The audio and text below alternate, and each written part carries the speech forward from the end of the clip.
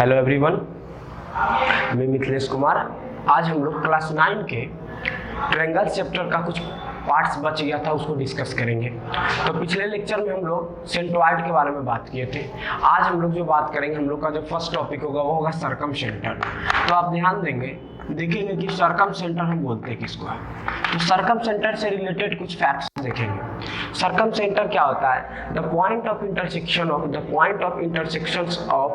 Perpendicular bisector of all three sides of a triangle is known as circumcentre. यानी circumcentre हम बोलते किसको है? तो किसी भी ट्रायंगल के तीनों साइड के जो परपेंडिकुलर बाइसेक्टर होता है उसके पॉइंट ऑफ इंटरसेक्शन को हम क्या बोलते हैं? सर्कमसेंटर बोलते हैं। तो देखेंगे आप, अगर ये ट्रायंगल है तो ट्रायंगल का नेमिंग कर दीजिए आप ए बी सी।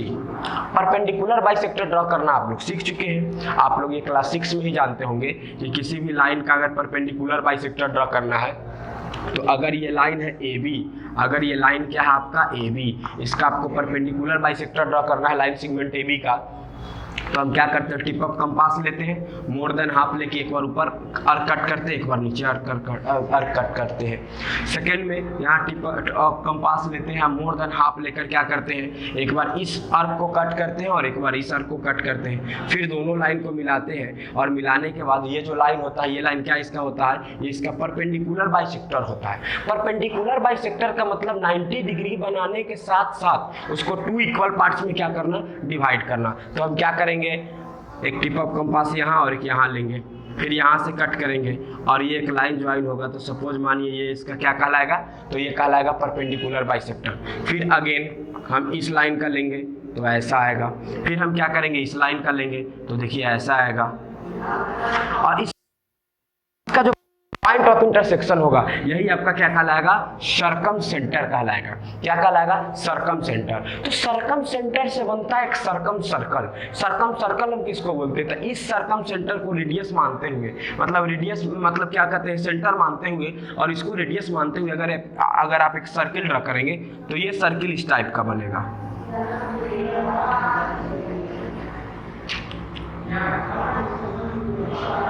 और ये जो सर्कल बनता है, इस सर्कल को हम बोलते हैं सर्कम सर्कल। तो मेन मेरा था कि सर्कमसेंटर हम किसको बोलते हैं? तो सर्कमसेंटर का डेफिनेशन आप एक बार फिर से देखेंगे। The point of intersection of perpendicular bisector of all three sides of a triangle is known as circumcentre. किसी भी ट्रायंगल के तीनों साइड के परपेंडिकुलर बाइसेक्टर का जो पॉइंट ऑफ इंटरसेक्शन होता है उसको हम क्या बोलते हैं? सर्कमसेंटर बोलते हैं। तो सर्कमसेंटर तो हम देख लिए। अब हम देखेंगे इन सेंटर। तो इन सेंटर हम किसको बोलते हैं? तो देखेंगे आप इन सेंटर। तो नेक्स्ट जो आपका टॉपिक है वो है इन सेंटर। तो इन सेंटर हम किसको बोलते हैं? तो the point of intersection of angle bisector of a triangle is known as क्या? Incentre. तो आप देखेंगे इन सेंटर कैसे आप बनाते हैं। तो अगर ये सर्कल है ए बी सी, अब हम क्या करेंगे? एंगल बी का बाइसेक्टर लेंगे। सपोज एंगल बी का बाइसेक्टर ऐसा आता है, एंगल सी का बाइसेक्टर ड्रॉ करेंगे।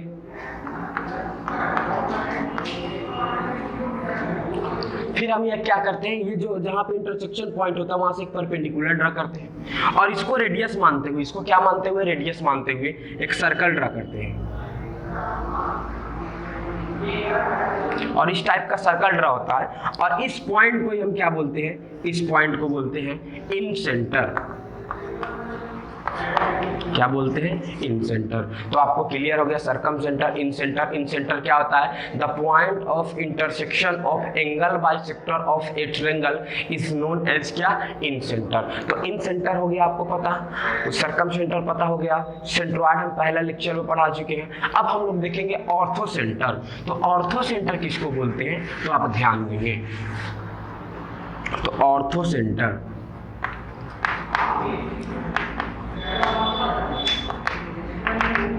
ऑर्थो सेंटर किसको बोलते हैं? तो एक ट्रायंगल मतलब एक the point of intersection of all altitude of a triangle, the point of intersection of altitudes of a triangle is known as orthocenter। तो आप देखेंगे अगर ये ट्रायंगल तो A B C, अब अल्टीट्यूड हम किसको बोलते हैं? तो जिस वर्टेक्स से अपोजिट साइड पे परपेंडिकुलर ड्रा होता है, जिस वर्टेक्स से अपोजिट साइड पे जिस वर्टेक्स से अपोजिट साइड पे परपेंडिकुलर ड्रा होता है वो उस बेस का कहलाता है। जैसे आप समझिए इस वर्टेक्स से हम यहाँ परपेंडिकुलर ड्रा करेंगे तो ये इसका बेस होगा और ये इसका कॉरस्पॉन्डिंग क्या होगा? एल्टीट्यूड होगा। उसी तरह से इससे हम जब इस पे क्या करेंगे? परपेंडिकुलर ड्रा करेंगे तो ये अल्टीट्यूड हो जाएगा। सेम एज जब हम यहाँ क्या करेंगे? परपेंडिकुलर ड्रा करेंगे तो जो तीनों अल्टीट्यूड का जो पॉइंट ऑफ इंटरसेक्शन होता है, the point of intersection of all altitudes of a triangle is known as क्या? ऑर्थोसेंटर। यही आपका क्या कहलाता है? ऑर्थोसेंटर कहलाता है। तो इस लेक्चर में हम लोग पिछले लेक्चर में देखे थे इंट्रोडक्शन ऑफ ट्रायंगल, कोई भी ट्रायंगल बनता कैसे, उसके बाद ट्रायंगल्स का हम क्या क्लासिफिकेशन देखे थे on the basis of side, on the basis of angle. उसके बाद हम देखे थे some terms related to the triangles में पहला देखे थे सेंट्रोइड, उसके बाद ऑर्थोसेंटर, सर्कमसेंटर, इन सेंटर, तो ये सब टोटल हम लोग पढ़ लिए। अब हम लोग पढ़ेंगे कुछ इंपॉर्टेंट रिजल्ट। जैसे पहला रिजल्ट क्या होता है? First theorem. किसी भी बच्चे के फर्स्ट थ्योरम क्या होता है? सबसे पहला थ्योरम होता है कि prove that the sum of all angle of a triangle. It means आप देखेंगे थ्योरम फर्स्ट मेरा क्या है? Theorem first, the sum of all angles of a triangle is 180 degree. किसी भी ट्रायंगल में तीनों एंगल का सम कितना डिग्री होता है? 180 डिग्री। जैसे आप देखेंगे अगर ये ट्रायंगल है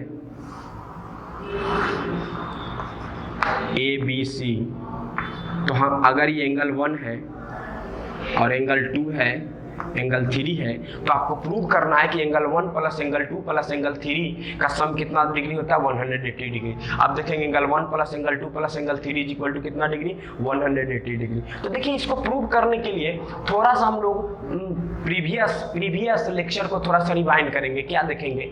हम आपको बताए थे कि अगर दो पैरेलल लाइंस हैं, अगर दो लाइंस पैरेलल हो और कोई ट्रांसवर्सल लाइन इसको इंटरसेक्ट करता है, दो पैरेलल लाइन को कोई ट्रांसवर्सल लाइन इंटरसेक्ट करता है, तो इसके जो अल्टरनेट इंटीरियर एंगल होते हैं, अल्टरनेट इंटीरियर एंगल क्या होते हैं? इक्वल्स होते हैं। इट मींस ये एंगल इस एंगल के इक्वल होगा, जस्ट एज ये एंगल इस एंगल के इक्वल होगा। तो हम इसको बोलते हैं अल्टरनेट इंटीरियर एंगल्स इसके क्या होते हैं? इक्वल होते हैं। उस चीज का यहाँ पे हम क्या करेंगे? कुछ यूज करेंगे। तो देखिए हम सबसे पहले इसको प्रूव किए कैसे करते हैं। तो किसी भी थ्योरम को प्रूव करने का तरीका होता है, सबसे पहले हम गिवन को लिखते हैं। तो गिवन में क्या दिया हुआ है? ए ट्रायंगल ABC, ए ट्रायंगल क्या दिया हुआ है? ABC। टू प्रूव हमको क्या करना है? To prove angle A plus angle B plus angle C is equal to 180 degree. अब हमको गिवन है ट्रायंगल ABC, प्रूव करना है angle A plus angle B plus angle C is equal to 180 degree. तो हम क्या करेंगे? इस क्वेश्चन में इस चीज को प्रूव करने के लिए हम कुछ कंस्ट्रक्शन करेंगे। तो हम कंस्ट्रक्शन क्या करेंगे? तो हम कंस्ट्रक्शन करेंगे एक line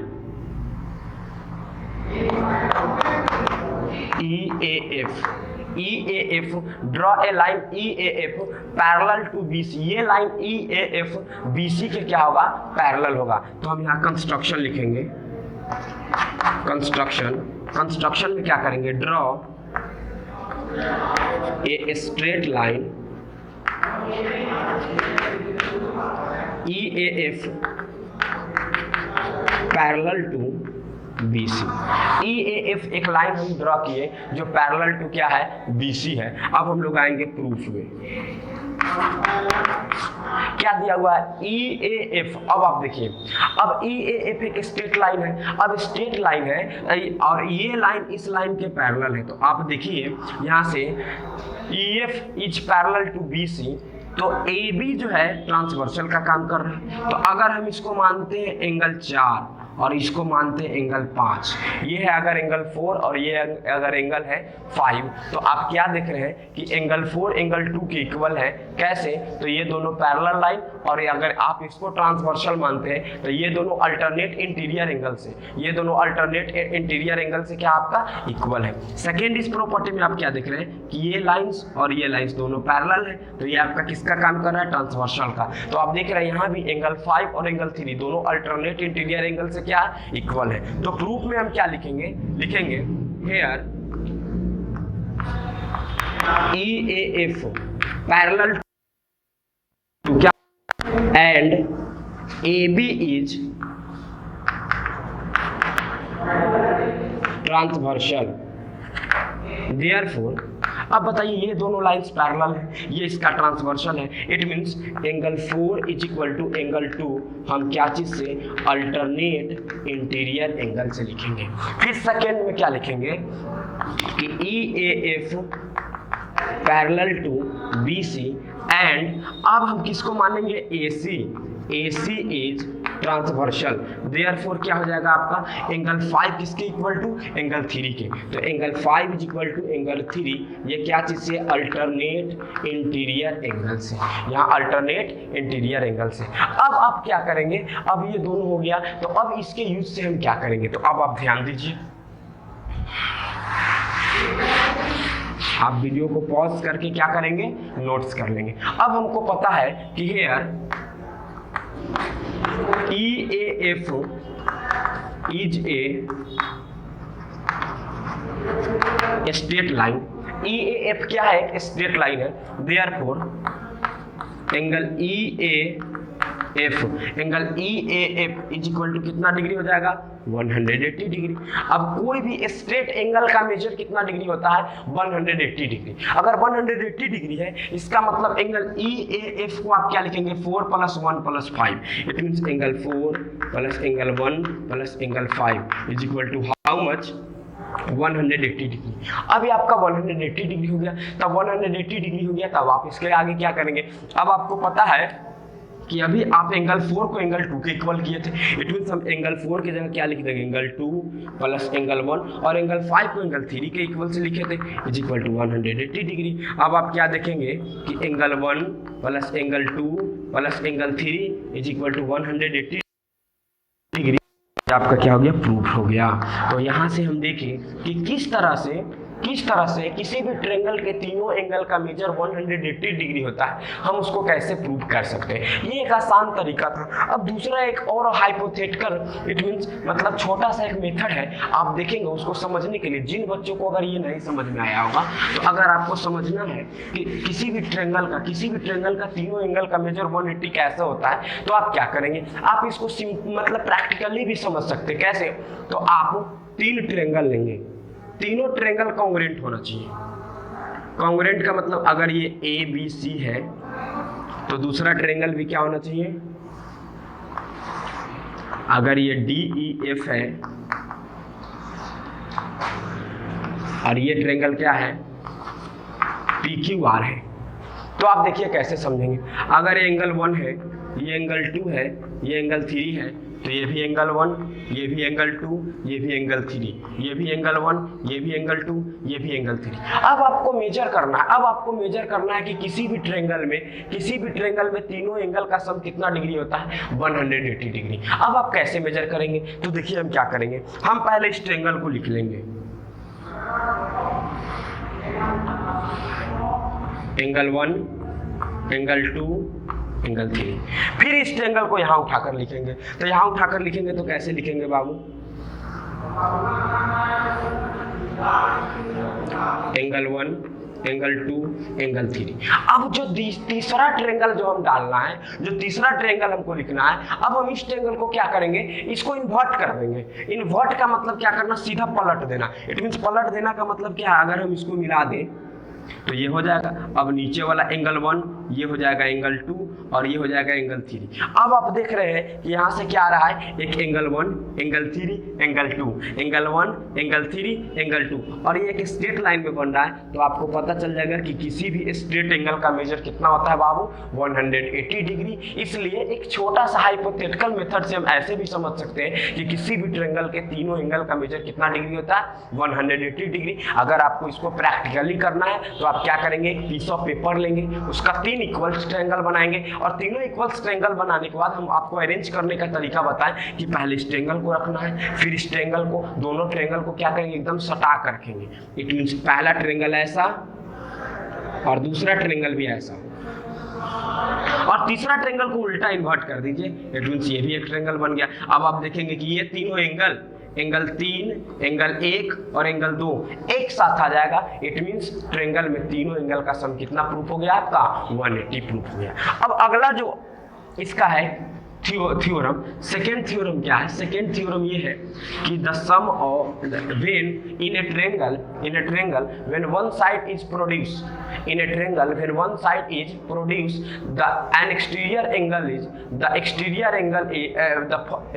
angle formed of a triangle is equal to the sum of 2 opposite interior angle. मतलब किसी भी ट्रायंगल में अगर एक साइड को हम प्रोड्यूस करें तो उससे जो एक्सटीरियर एंगल फॉर्म होता है, उससे जो एक्सटीरियर एंगल फॉर्म होता है वो अपोजिट इंटीरियर एंगल के सम के क्या होता है, इक्वल होता है। अब आप इसको कैसे प्रूव करेंगे तो आप समझिए, जैसे ध्यान देंगे आप यहाँ, अगर ये ट्रायंगल है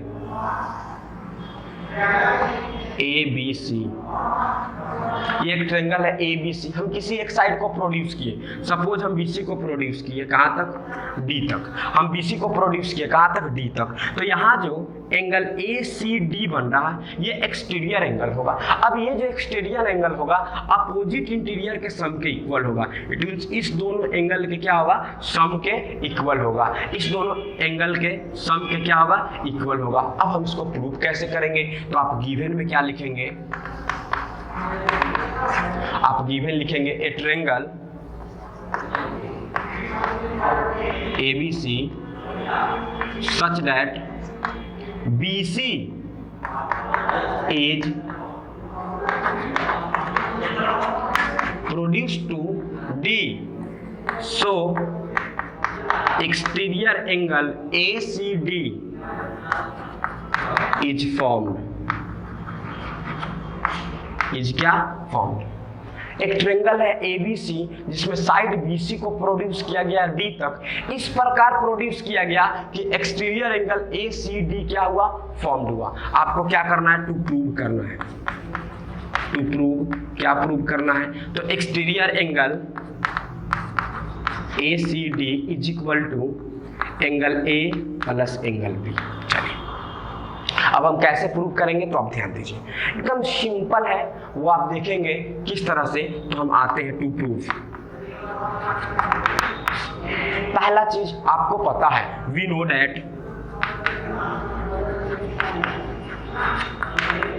दैट द सम ऑफ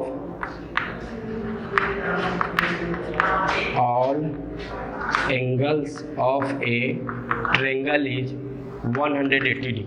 पहला हमको ये पता है कि किसी भी ट्रायंगल में तीनों एंगल का सम का मेजर कितना होता है, 180 डिग्री। इट मींस हम क्या लिखेंगे, angle 1 plus angle B plus angle C is equal to 180 degree. पहला case.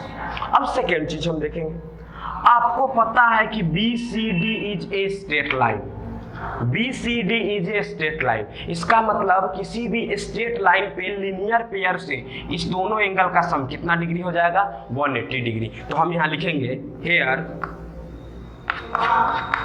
BCD is a straight line, therefore angle C plus exterior angle ACD is equal to 180 degree. क्या चीज से? तो linear pair property से। यह आपका equation हो गया सेकंड। फर्स्ट इक्वेशन में हम क्या देखें? Angle A plus angle B plus angle C का सम कितना? 180 डिग्री। सेकंड में हम ये देखें कि लीनियर पेयर प्रॉपर्टी से आपको पता है किसी भी स्ट्रेट लाइन पे लीनियर पेयर प्रॉपर्टी से दो एंगल का सम 180 डिग्री होता है। अब आप क्या देख रहे हैं? RHS दोनों इक्वेशन का क्या है? इक्वल है। इट मींस हम यहां लिखेंगे फ्रॉम, देखिए इसको इरेज करते हैं हम। आप क्या करेंगे? नोट कर, आप देख रहे हैं from equation 1 and 2 angle A plus angle B plus angle C is equal to 180 degree. ये है तो इसका मतलब, और angle C plus angle exterior angle A C D, इसका भी मेजर कितना? 180 डिग्री। मतलब दोनों का RHS इक्वल है, इट मींस दोनों का LHS भी इक्वल होना चाहिए। It means angle C plus exterior angle A C D. अब आप देखिए एंगल सी से एंगल सी क्या हो गया? Cancel out. तो exterior angle A C D is equal to angle A plus angle B. यही हमको क्या करना था बाबू? प्रूव करना था।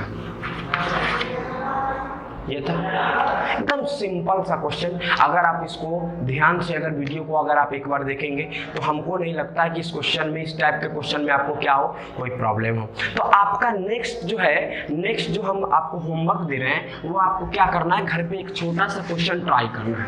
क्या क्वेश्चन ट्राई करना है? कि आपको प्रूव करना है, आपको प्रूव करना है। और ये हम प्रॉपर्टी ऑफ ट्रायंगल में मतलब डिफरेंट